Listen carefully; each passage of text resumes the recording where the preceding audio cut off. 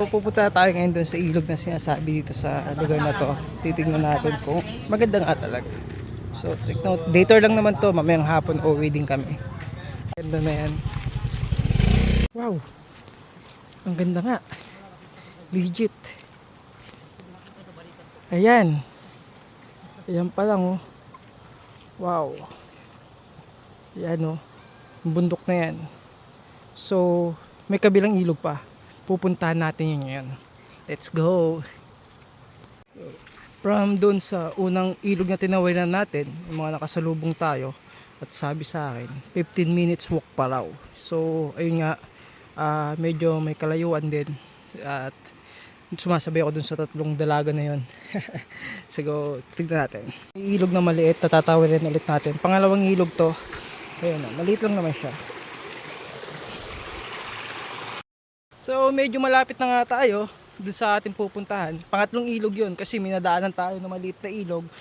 Yung pangatlo mas malawak daw yun. Check natin kung legit ba talaga. Thank you.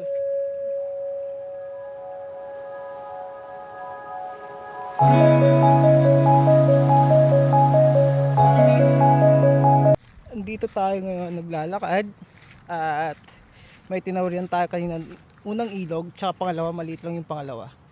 Dito pa lang panalo ko na sa view na to. Ang ganda. Sobrang ganda. Panalong panalo ko sa view na to. Pupunta ako ngayon sa pangatlong ilog dahil mas maraming tao doon. At yun talaga ang pinupuntahan nila, mas malawak daw. Ganda oh. Napakaganda ng view. Dito pa lang.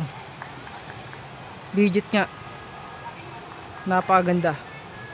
Ilog lang yan pero kulay blue siya. So tignan natin. Andito na tayo ngayon sa pangatlong ilog. Wow. Ang ganda nga oh. Ang ganda. Oh.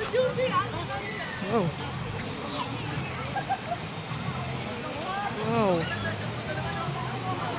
Ang ganda. Kulay blue. Diba?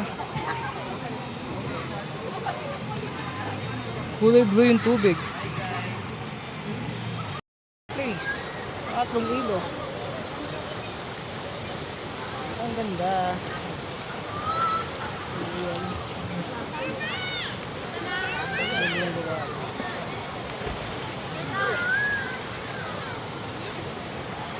Ayan, lawak nga siya. Legit nga, legit. Ang ganda.